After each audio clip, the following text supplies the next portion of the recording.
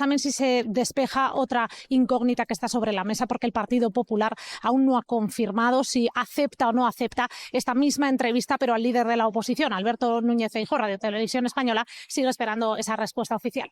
Esa petición, esa invitación al presidente del Partido Popular para que pueda, en el formato que considere oportuno, estar aquí dando oportuna respuesta a las preguntas, en este caso de Pepa Bueno. ¿Tiene que oponerse incluso a un diálogo fluido con el gobierno? ¿Por qué es tan difícil? ¿Por qué es imposible que haya ese diálogo?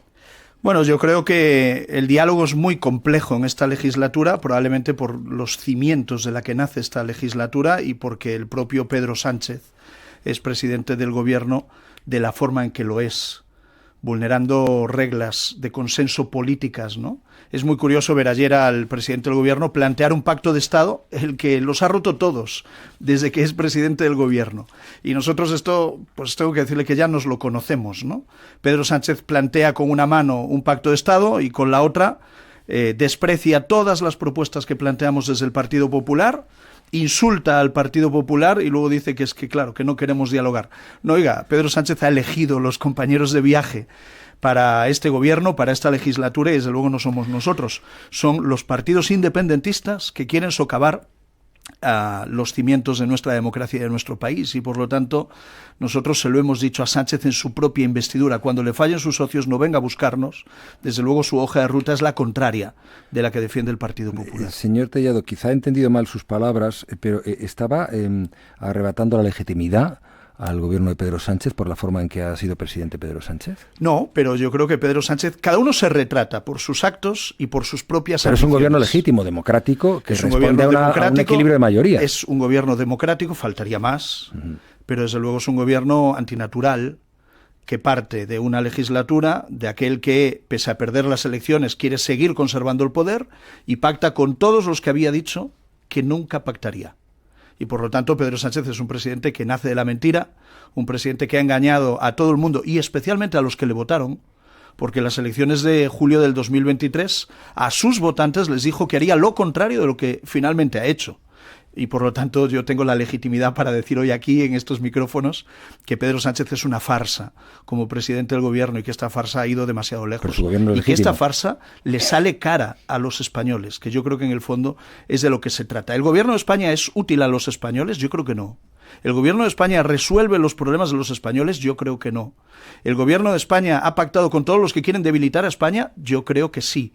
¿El gobierno de España pretende mantenerse en el poder única y exclusivamente para utilizar los resortes del poder para la defensa judicial de la familia de Pedro Sánchez, del partido de Pedro Sánchez y del gobierno de Pedro Sánchez? Lamentablemente sí. ¿Vio usted ayer la entrevista a Pedro Sánchez? Sí. ¿Qué es lo que más le impactó? Bueno, veo a un presidente muy desnortado. De toda esta polarización está que el Partido Popular no termina de asumir que Sánchez ha sido investido presidente del gobierno. Lo digo porque incluso una de las principales, si no la principal estrategia de oposición es, como comentábamos antes, debe dimitir, debe dimitir. No es tanto la crítica como hacia su gestión, que también, como la necesidad de que Sánchez dimita. El origen de todo está en que Pedro Sánchez fue investido presidente del gobierno la última vez. Eso es un hito muy importante. Hay estudios que nos dicen que el origen de todo está en el 11M, nada menos. Sí. Y tenemos datos, cifras y evidencia empírica desde hace aproximadamente 17-18 años de cómo ha ido evolucionando esa polarización y esa crispación, que insisto en que son cosas distintas, ¿vale? Pero hay un hito muy importante que es el 1 de junio del 2018, moción de censura en la que Pedro Sánchez se convierte en presidente del gobierno, sacando de su puesto al presidente Rajoy. Y efectivamente ahí hay un pico. Ahí hay un pico clarísimo. Pero cogiendo un poco el hilo de lo que comentaban las compañeras, es que de ese pico lo que sigue a eso es que automáticamente prácticamente todos los gobiernos del Partido Socialista a partir de ese momento son declarados de una forma o de otra por parte de la oposición como ilegítimos. Y eso es muy peligroso. Porque a ti te podrá gustar más o menos, te podrá hacer más o menos gracia, podrá estar más o menos dolido, pero una moción de censura es un procedimiento perfectamente previsto en la Constitución, ¿no? Y si alguien la presenta y la gana, es presidente legítimo. Y cuando alguien se presenta a las elecciones, aunque luego tenga una investidura con apoyos raros, diversos, y que a ti no te gusten, pero si consigue los apoyos parlamentarios, es legítimo. Y sin embargo, esa acusación de ilegitimidad por parte de una parte importante de la oposición ha hecho muchísimo daño. No solamente eso, es que desde el momento que tú consideras un gobierno ilegítimo, estás obligado a pedir la dimisión del presidente del gobierno. El Partido Popular lleva pidiendo la dimisión del presidente Sánchez desde el 1 de junio del 2018. Entonces, incluso desde el punto de vista de la estrategia de comunicación política, si tú empiezas con lo máximo, que es pedir la dimisión del presidente, ¿qué te queda para después? ¿No? Entonces, se ven obligados a ir subiendo el tono, a ir subiendo el tono, a ir subiendo el tono, porque una oposición, por definición, tiene que ir creciendo, no se puede permanecer plana, ¿no? Entonces, ahí hay un problema importante de origen, pero insisto, hay estudios que hablan de que todo en realidad empezó aquella noche fatídica del 11M, hace ya más de 25 años, y cómo se gestionó eso por parte del gobierno de Aznar. ¿Tú cómo no lo ves, Manuel? Bueno, yo respecto al origen lo mencioné antes y estoy completamente de acuerdo con lo que dice Cristina, que además Cristina es un tema que conoce muy bien y que habla de pues estudios sociológicos que lo respaldan. Las dos ocasiones en que ha habido máxima crispación en este país, en democracia, ha sido las dos veces que el PP abandonó el poder y eso está ahí.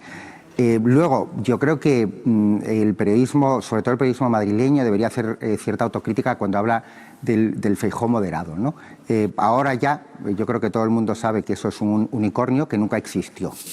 La campaña de Feijóo en el 2009, cuando llega a la Xunta, fue la campaña más sucia, con invenciones absolutas. Por ejemplo, acusó al que era vicepresidente de la Xunta del bloque de que se había instalado en su coche una nevera que valía más de 6.000 euros, valía 35 euros. Por poner solo un ejemplo, podríamos estar todo el programa con mentiras absolutamente flagrantes del señor Feijóo en aquella campaña. Pero a veces a los periodistas madrileños o los que trabajamos en Madrid, yo soy gallego, nos causa mucha gracia pensar que siempre hay un PP moderado y un PP más radical, un PSOE moderado y un PSOE o más centralista y uno más federal. Bueno, por supuesto que dentro de los partidos hay tonalidades, tonos diferentes, pero el Feijóo moderado no existe, es un unicornio. Llegó al poder con una campaña absolutamente basada en fake news, ejerció el poder con un parlamento completamente controlado, con unos medios, especialmente la televisión gallega. Los compañeros de la televisión gallega llevan 4 años denunciando la manipulación informativa, unos medios completamente a su servicio y no había atisbo, salvo, insisto, para algunos medios de la capital que sí que se inventaron o compraron ese unicornio. Y por lo tanto, lo que estamos viendo y lo que ha hecho Feijóo desde que llegó a Madrid es aplicar exactamente la misma política y con las mismas personas que hizo en Galicia. Por lo tanto, si nos hubiésemos tomado la molestia de analizar qué ocurrió allí, no nos habría sorprendido tanto el Feijóo que estamos viendo aquí desde hace 3 años, porque es exactamente el mismo. Manuel, gracias por... Obviamente, su apuesta por... Su apuesta por la crispación forma parte de su forma de entender la política. El fiscal general del Estado pueda seguir en su cargo. 2 asuntos, 2 cuestiones que tienen que ver con la actualidad en esta jornada. Ahora nos iremos a Bruselas, a esa reunión entre ella y Puigdemont, que ha calificado de humillación y burla el presidente de su partido. Pero me interesa el tema de la quita.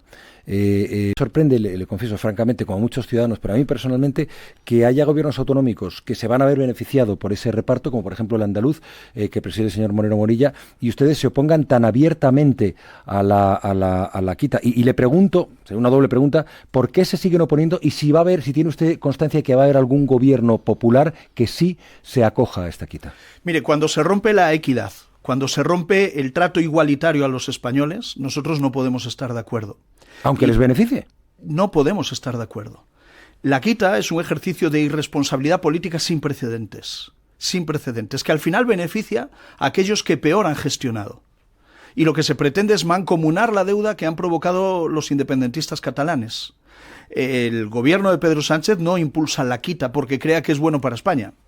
Impulsa la quita porque es una exigencia de sus socios, concretamente de Esquerra Republicana de Cataluña, que al que ha gestionado mal se le exonera de las consecuencias de su comportamiento. Claro, lo dice el señor Tellado porque, en efecto, según los criterios de reparto de esa quita, las comunidades que han tenido más problemas, que tienen más problemas de deuda, son las que se van a ver más beneficiadas. Y aquellas que han bajado impuestos, pues van a verse más perjudicadas, entre ellas la Comunidad de Madrid. Pero le repito la pregunta.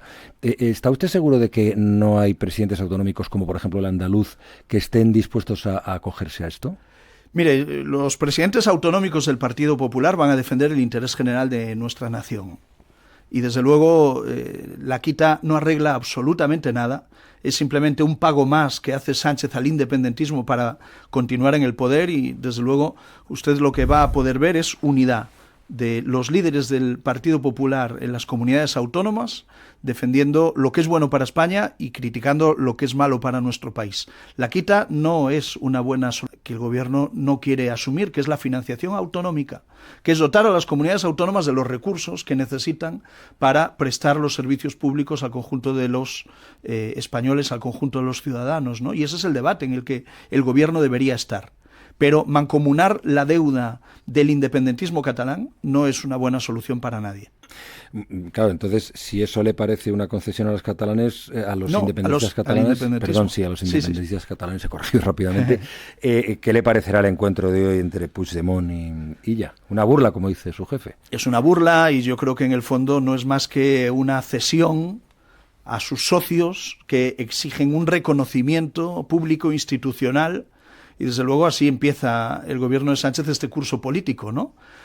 Mandando a Illa a reunirse con un prófugo de la justicia y con un calendario judicial que sentará a mucha gente vinculada al gobierno y a Pedro Sánchez en los banquillos de los juzgados de nuestro país. Eso, empezamos el curso político igual que lo hemos acabado en el mes de julio, ¿no? Con un gobierno acorralado, un gobierno que no tiene hoja de ruta y un gobierno que desde luego solo centra sus esfuerzos en mantenerse en el poder y en nada más.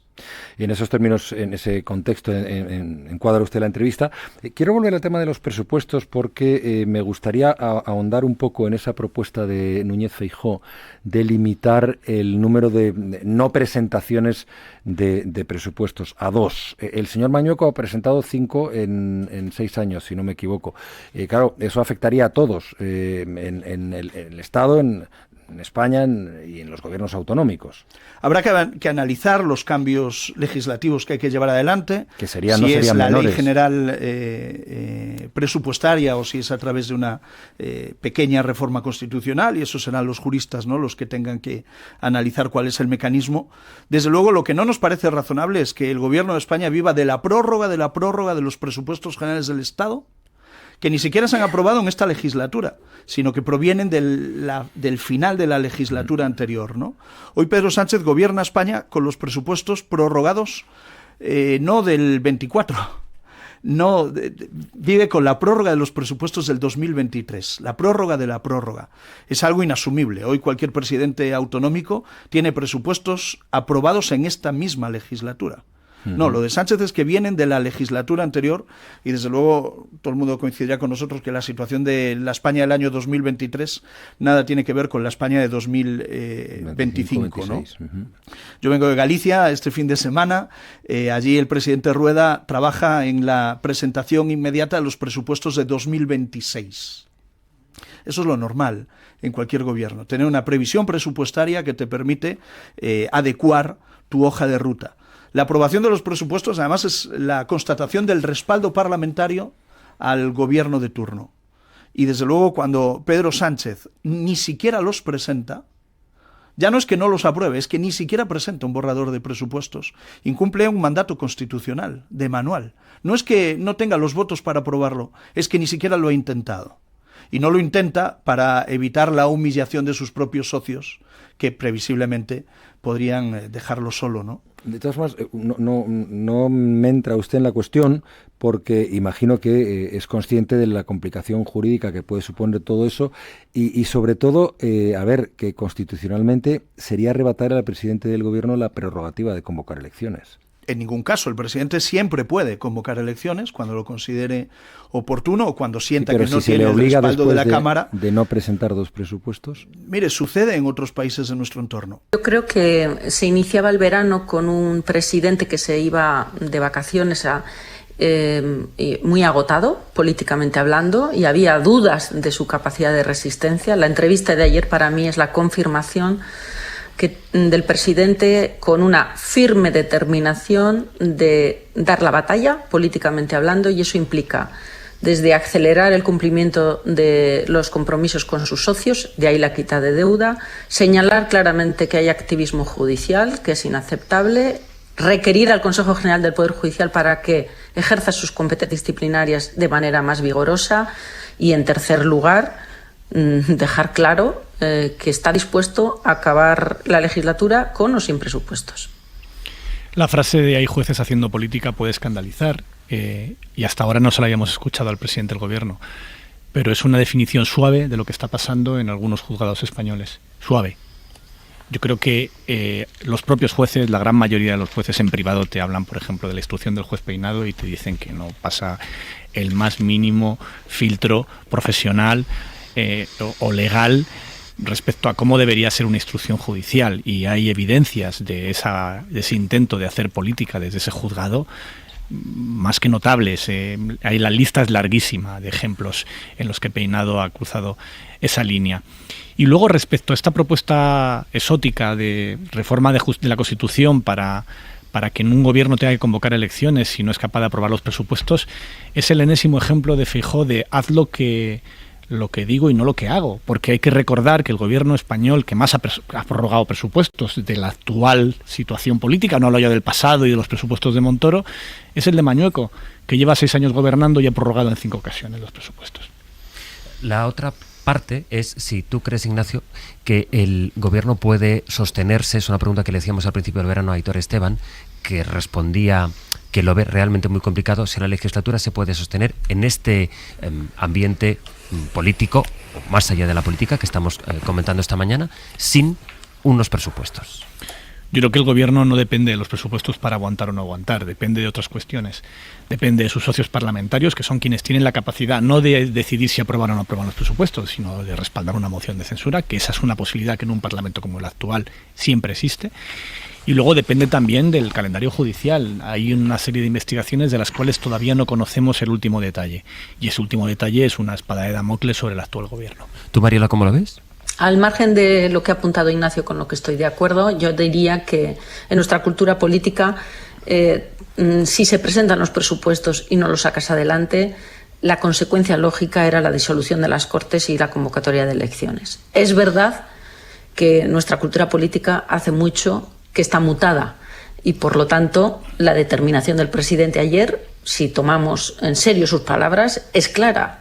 Con o sin presupuestos estoy dispuesto a continuar siempre que el escenario que apuntaba Ignacio, pues obviamente no se complique. En un minuto, Subirats. No, nada, yo diría que la posibilidad, apuntaba también el presidente ayer, que el presupuesto no es un fin en sí mismo, ¿no? Que lo que marca es una determinación de objetivos. Si esos objetivos se pueden ir cumpliendo buscando acuerdos aquí y allá que vayan de alguna manera consiguiendo hacer avanzar a algunos elementos del programa sin que eso implique aprobar algo que es una cuestión de confianza al final del gobierno, que es la aprobación de un presupuesto, eso podría permitir mantener la coyuntura. A los socios también les va relativamente bien, porque no tienen por qué comprometerse con todo y pueden ir fijando sus condiciones de una manera u otra a lo largo de los meses, ¿no? Yo creo que ese es otro escenario posible. Será interesante. A su partido y a su gobierno. Yo creo que eso, en fin, es una actitud tan antidemocrática, tan impropia de un presidente del gobierno, que creo que, desde luego, llevaría a cualquier primer ministro de cualquier democracia moderna a presentar a renglón seguido su dimisión. Creo que atacar a los jueces de la forma en que ayer lo ha hecho el presidente del gobierno es impropio de un demócrata, impropio. Nosotros tenemos que respetar la actuación de los jueces, nos guste o no nos guste, y creo que es una obligación de cualquier demócrata, mucho más si eres el presidente de un gobierno de un país. Creo que es completamente inapropiado y que solo tiene una explicación, que es la situación desesperada, política y personal, en la que se encuentra el propio Pedro Sánchez. De todas formas, señor Tellado, concédame usted que tienen todos los partidos en general gatillo fácil cuando las investigaciones o las sentencias no les son propicias. Mire, nosotros, cada vez que me preguntan de cualquier actuación judicial, siempre tengo una frase, que es lo que sostengo en público y en privado: respetamos las actuaciones judiciales. Pero también porque no puede ser de otra, no puede ser de otra manera. No encontrará una declaración mía o del presidente de mi partido criticando a un juez. No lo encontrará. Nosotros no somos como Pedro Sánchez. No lo somos. Ni lo vamos a ser nunca. Yo creo que la situación en la que se encuentra el presidente del gobierno es tan desesperada que le vale todo y que él ataca a cualquiera que no le defienda, que entienda que no está en su causa. Sánchez ha convertido nuestro país en un país de bloques, en un país donde la polarización política es el sustento de un gobierno que está más aislado que nadie y más aislado que nunca, y creo que eso explica la situación política de España. El nuestro es un país paralizado. Es un país paralizado porque tenemos a un presidente atornillado por unos socios que no creen en España y unos socios que lo único que pretenden es sacarle lo más que puedan, sabiendo la situación desesperada en la que se encuentra el presidente del gobierno. Y un presidente que quiere permanecer en el poder a cualquier precio, a cualquier costa, porque necesita los resortes del poder para defenderse de las causas judiciales abiertas. Solo así se explica que en el día de ayer le hayamos visto defendiendo al fiscal general del Estado. O sea, la persona que debería perseguir los delitos en nuestro país, investigado por un juzgado por haberlos presuntamente cometido. Bueno, eso es una situación insostenible en cualquier democracia moderna, solo se entiende en los mundos de Sánchez. Que el señor... Este viernes se abre el año judicial, el fiscal general del Estado sigue en su puesto, usted me acaba de decir hace un momento que lo considera una anomalía inadmisible, entiendo. Yo creo que los españoles tengan que ver al fiscal general del Estado procesado, que en breve se sentará en un banquillo, que está acusado de delitos tremendamente graves, abrir acompañado de su majestad el rey, nada más y nada menos, abrir el curso judicial es una imagen esperpéntica. Y solo hay una explicación para entender por qué Sánchez le mantiene en su puesto. Sánchez le mantiene porque presuntamente los delitos cometidos fueron encargados desde el Palacio de la Moncloa, desde el entorno inmediato del presidente del gobierno. ¿Fuese y no hubo nada? Ya, pero es que mire, una cosa son las responsabilidades políticas y otra cosa son las responsabilidades penales. Quiero decir, ¿ustedes cuestionarían en algún momento a algún juez o algún tribunal que tomara una decisión que políticamente fuera contraria al cálculo que ustedes están haciendo? Mire, el Poder Judicial tiene distintas instancias para que si alguien se siente dañado por una resolución judicial pueda recurrir a una instancia superior en busca de reparación. Y ese cauce está ahí y, por lo tanto, respetemos las decisiones judiciales cuando se produzcan. Pero hay unas responsabilidades políticas que todos los que estamos en la vida pública debemos asumir. Y yo creo que no es de recibo que ni el presidente del gobierno ni el fiscal general del Estado mantengan a una institución tan importante como la Fiscalía en el pantano de la imagen grotesca, ¿no? Es incuestionable, Cristina, es que el presidente del gobierno yo creo que nunca había sido tan claro respecto a la posición de esos jueces que subrayaba él en esta entrevista en Televisión Española, están haciendo política. Él personalmente no. Miembros del gabinete, miembros del Consejo de Ministros sí, responsables políticos del Partido Socialista también, pero él en primera persona no. Y yo creo que eso es relevante, porque efectivamente no fue una respuesta improvisada, era una respuesta muy pensada y muy medida. Porque de hecho él dice, no todos los jueces, de hecho ni siquiera son la mayoría, son algunos jueces, están haciendo política. Y hay algunos políticos que pretenden impartir justicia. Eso no es una respuesta improvisada, ni es que de repente te veas contra las cuerdas porque la periodista te ha repreguntado, no, o sea, tú sabías exactamente, ese es el mensaje que él quería dar, ¿no? Señalar que efectivamente hay autos, hay interrogatorios, lógicamente estoy pensando en el interrogatorio que se le hizo en su momento al señor Bolaños, ¿no? O a los propios que se le ha ido haciendo a él en Moncloa. Es decir, hay momentos en los que él dice estos jueces están haciendo política. Lo dice él en primera persona y lo dice de una manera muy medida y muy controlada. Porque no dice los jueces hacen política o no dicen los jueces de los altos tribunales a tener un papel político, sino que es una respuesta yo creo que muy perimetrada y por lo tanto muy pensada en lo que quiere decir. Así todo yo creo que el gran titular político de ayer, sin quitarle importancia a esto, que la tiene, pero el gran titular político de ayer es esas declaraciones de voy a presentar presupuestos, voy a presentar una propuesta de presupuestos generales del Estado y si no se aprueban no voy a convocar elecciones. Yo creo que ese es el mensaje que el presidente del Gobierno quería dar ayer porque políticamente es muy, muy relevante. Sí, vamos a ir desgranando todos y no nos va a faltar, no se preocupen ustedes ninguno, por si acaso quieren volver a repasarlos, por si no les dio tiempo a ver esa entrevista de Pepa Bueno a Pedro Sánchez. Lo vamos a detallar todo, pero estábamos concentrándonos, ¿no?, en esa denuncia que realizaba el presidente del Gobierno, Gavi, sobre esos jueces que, decía él, están haciendo política. Pero exactamente, ¿qué es hacer política?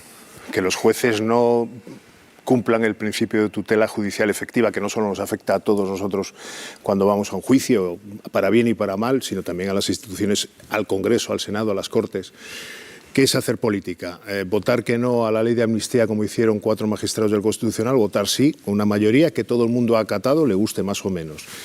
El presidente del Gobierno ayer puso el ejemplo que le beneficiaba, ¿no?, a beneficio de inventario, que es el del miembro del Supremo que dice que no hay que procesar al fiscal general porque no hay elementos probatorios, pero hay 2 que sí. Entonces, a mí lo peligroso de lo de ayer del presidente del Gobierno no es que diga que hay jueces que hacen política y tal, sí es peligroso en sí mismo porque es presidente del Gobierno. Yo creo que él ayer hizo un ejercicio de contención, pero se le vieron las costuras en el sentido siguiente. Antes que hermano y antes que marido de Begoña Gómez, él es presidente del Gobierno. Y dentro de 4 días hay una cosa que se llama la apertura del año judicial, en el que el rey va a tener que compartir, iba a decir escaño, mesa y mantel, vamos a decir así, con el fiscal general del Estado, que está pendiente de la apertura de un juicio oral. Entonces, si hay alguien que no puede decir y poner en duda la imparcialidad de los tribunales en España, es el presidente del Gobierno, se llame como se llame, Pedro Sánchez o el que venga o el que estaba antes. Porque eso, el famoso lawfare, afecta a la imagen de España como país. Si hay algo de lo que estaban, por ejemplo, empresarios, es lo de la inseguridad jurídica. Oye, si el presidente del Gobierno en el que tú vas a invertir en tal te dice, cuidado, que aquí los tribunales no se comportan como en Alemania, un suponer, pues igual te lo piensas. Quiero decir, antes de sacar la lengua a pasear, perdón por la expresión, el presidente del Gobierno, más que cualquiera de nosotros, tiene que medir muy mucho lo que dice. Sí, yo estoy de acuerdo, pero yo creo que hay que distinguir 2 grandes capítulos y que se distinguieron en la entrevista de anoche. Uno es el asunto de corrupción y de los altos cargos del Partido Socialista y adláteres, los habéis mencionado, Koldo, Ábalos, etcétera, y yo creo que ahí él no entró en ese sentido de descalificación de la justicia, por fortuna, porque es verdad que es una acusación muy grave. Pero a él le han tocado en la médula de su vida personal y yo creo que no ha habido un presidente que haya sufrido el acoso familiar y personal que está sufriendo este. Es decir, en esencia yo creo que tiene razón. Es decir, en los casos de su mujer y en los casos de su hermano y hasta en el del fiscal general hemos visto autos con escasísima consistencia, por no decir nula. Pero por la sala. Pero, sí. Claro, es que ¿quién hace política? Pero, ¿Peinado, la sala no, o quién? pero creo que tiene razón. Es decir, creo que tiene razón. Otra cosa es que lo deba decir de esa manera. Y Pepa Bueno estuvo excelente, extraordinaria en el momento en que le dijo, bueno, la entrevista en sí fue estupenda y muy profesional, por supuesto, pero hubo un momento en que le dijo, ¿quién decide quién es inocente? Y creo que ese es el punto y ahí tenía toda la razón. Es decir, el presidente del Gobierno no es quien debe decirnos quién es inocente y quién no. Eso lo deben decir los tribunales, aunque sea verdad en esencia lo que dijo. Creo que ahí pisa un terreno pantanoso Pedro Sánchez, aunque tenga razón. Sí, efectivamente esa distinción a mí me parece muy oportuna, ¿no? Pero me gustaría también diferenciar un par de cosas. Aquí en este país hace tiempo que parece que no se puedan criticar las decisiones judiciales. Y las decisiones judiciales hay que acatarlas. Claro, pero críticas son criticables como todo, como una manifestación de un responsable político, como lo que nosotros y nosotras decimos aquí todos los días, eso tiene que formar parte de la crítica. Otra cosa es que la decisión judicial se acata, faltaría más, ¿no? Pero no tiene por qué estar al margen de la crítica. Yo entiendo que cuando él dice están haciendo política, y sobre todo referido a esos casos alrededor, ¿no?, de su entorno más personal, se está refiriendo de una forma clarísima a las instrucciones, a la instrucción que está haciendo el señor Peinado, a los propios interrogatorios que ha habido. Esto es una crítica que comparte una parte importante también de la judicatura. No diré toda la judicatura, ni mucho menos, pero hemos visto a magistrados y hemos visto a jueces decir, ojo, que este auto tiene un alto componente político, u ojo, que esta sentencia tiene aquí este párrafo. Bueno, de hecho, al juez Peinado le han acotado mucho el territorio porque se estaba extralimitando. Y otra cosa es, yendo al fondo de la cuestión, si es cierto que existen comportamientos en los jueces, como este que Berna decía ahora, ¿no?, que rayan o que pasan directamente al ámbito político y que son minoría, porque son minoría, ¿qué pasa con el Consejo General del Poder Judicial, que es el que tiene la potestad disciplinaria? ¿A qué se refiere el presidente del Gobierno cuando dice que hay jueces haciendo política? Yo entiendo que siempre que se refiere uno a eso, lo que está diciendo es que forman parte, digamos, de una pata más de la oposición, ¿no? En ese sentido. O que están haciendo uso de los instrumentos que tienen, por ejemplo, manejo de plazos. Hemos visto como algunos jueces, según qué casos, se les pasan los plazos. Y otros casos, los plazos se cumplen perfectamente. Que hay algunos jueces que forman parte de una pata de la oposición, ¿sirve también para el Constitucional cuando aprueba la ley de amnistía? ¿Sirve ¿Forma parte del gobierno? Para las manifestaciones de jueces antes de que haya una ley, por ejemplo? O sea, los jueces se deben manifestar ante una ley soberana no aprobada todavía en fase de borrador, que se estaba debatiendo o se iba a debatir en la sede de la soberanía popular, que es el Congreso de los Diputados. ¿No están esos jueces haciendo política cuando convocan y salen a la calle a protestar por algo que todavía casi ni existe? Yo creo que están haciendo clarísimamente política. Desde ahí hasta judicial algunas efectiva que está sometido como garantista, que es nuestro sistema, al principio de apelación, al principio de recursos en casación, etcétera. Es decir, si hay un sistema... Gabriel, pero en ese caso los jueces lo que tienen que hacer es, cuando la ley esté aprobada, ver si hay recursos, que obviamente los iba a ver, y actuar en consecuencia. Pero no antes de que la ley se apruebe, delante de una audiencia, toga en mano, manifestarse. Eso efectivamente no entra dentro del Poder Judicial. Bueno, pero una de las críticas más efectivas que ha habido al Poder Judicial en los últimos 50 años, no de ahora, es que es lenta. La justicia española es lenta, porque es excesivamente garantista a veces, pero precisamente por eso se curan en salud. Es decir, Begoña Gómez no se va a sentar en el banquillo si se sienta, porque el juez Peinado lo diga. Será porque la Audiencia Provincial de Madrid dice ok, y hay un recurso y otro recurso, y seguro que habrá otro recurso de reposición o de como se llame. Es decir, ¿quién está haciendo política? ¿El juez Peinado o toda la Audiencia Provincial de Madrid? Es que esto es lo que hay que aclarar. Bueno, pero las manifestaciones a las que se refería Raquel, yo creo que con mucho acierto, no son autos judiciales. O sea, creo que los jueces deben expresarse interpretando la ley, y en los autos judiciales, interrogatorios, etcétera, que realizan, no en unas manifestaciones para intentar capar previamente una ley de amnistía. Velasco dice: a mí una cajera, refiriéndose a Irene Montero, no me va a dar lecciones de cómo se hace una ley. Este juez no está haciendo política, luego va a tomar decisiones que afectan a Podemos. Yo creo que negar que hay jueces, que los jueces son personas, que tienen sus ideas políticas y que no todos están al servicio de lo público, sino que hay algunos que tienen intereses personales o creencias personales que van por encima de su trabajo, sería negar la condición humana, porque esto lo encontramos en la justicia, en el periodismo y en todos los ámbitos en los que miramos. Reinar a un juez, una mujer que ha ido a protestar. ¿Y qué ha ocurrido, María Molero? Pues vamos a ver y vamos a escuchar también el momento en el que dos agentes municipales de Aranjuez han identificado a una vecina que protestaba y llamaba incompetente, rancio y corrupto a Feijóo durante la rueda de prensa del líder de PP por el inicio del curso político. La policía ha tomado los datos a esta vecina que van a ver, mientras la mujer continuaba manifestando su descontento, al mismo tiempo que otras dos personas también se han sumado a su propuesta, a su protesta. Así que este ha sido el momento. Vean. Ahora, cuando está Pedro Sánchez, es que no puede ser de casa. Cuando está Pedro Sánchez, es que no puede ser de la casa. Se va quedando la casa. No me importa, no me importa. Yo no quiero dar un mal. Bueno, pues es lo que ocurría en ese acto. Javier Aroca. Bueno, es la libertad de expresión en cuerpo propio. Eso que predica como algo positivo y que yo también lo hago para la democracia española. Si te dicen eso en la calle, es la libertad de una ciudadana y que tiene derecho, mientras que no te insulte, a decir lo que quiere. Es verdad que era una ciudadana, ¿no? Bueno, era una. Pero bueno, tan respetable una como 21, como 21.000. Exactamente. Pero en todo caso, que es verdad, yo también comparto que diga lo que quiera, que le diga, que le espete lo que le opina y que discrepe absolutamente de cuál es su posición. Marta.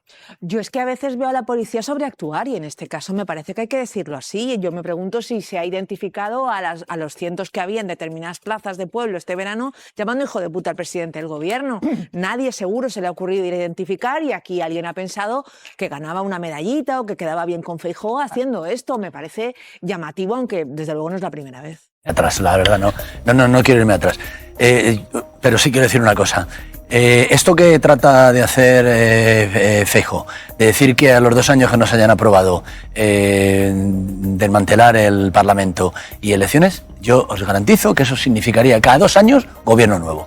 porque puede ocurrir exactamente lo mismo. O sea, es decir, es una herramienta que puede tener la oposición para decir no voy a aprobar estos presupuestos para que te vayas. Te recuerdo que aquí estuvimos un tiempo votando casi cada 15 días. Estuvimos una temporada que fue impresionante. Fue impresionante. Pero todo lo que dice, hay una parte de lo que dice Feijóo que es muy pernicioso. Él sabe que todo aquello que proponga y que todo aquello que tiene previsto lo tiene que negociar primero con Vox. El Partido Popular no va a gobernar solo, como no va a gobernar el Partido Socialista. Y en esa aritmética parlamentaria hay que tenerlo siempre presente, porque esto no va a cambiar de la noche a la mañana. Esto va a ser así. Todo lo que esté contando que van a hacer, qué tal, bueno, detrás está Vox y tienes que gobernar con Vox, por mucho que digas cosas que a Vox no le gustan y que Vox diga cosas que a ti no te gustan. Más, quizás. Exacto. Sí, o sea, el apoyo de alguno más. Cuidado con el asunto, ¿no? Hablaba de esta forma de las fronteras, España y las fuerzas de seguridad. Lo que tiene que mandar usted, las fuerzas y cuerpos de seguridad del Estado, es a las fronteras españolas para asegurar la seguridad de los españoles y de los ciudadanos que viven en nuestro país.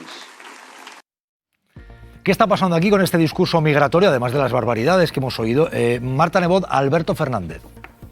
Aquí yo creo que están compitiendo en la derecha para ver quién suelta la mayor, porque es verdad que Vox mantiene su línea. A mí no me extraña nada esto de andar criticando a ONGs como lo que hemos estado viendo, pues es un clásico de Vox, pero es verdad que es sorprendente por parte del Partido Popular tener ese discurso casi que raya lo trampista, ¿no? De decir, vamos a mandar a la policía, al ejército a que vaya a las fronteras a patrullar, ¿no?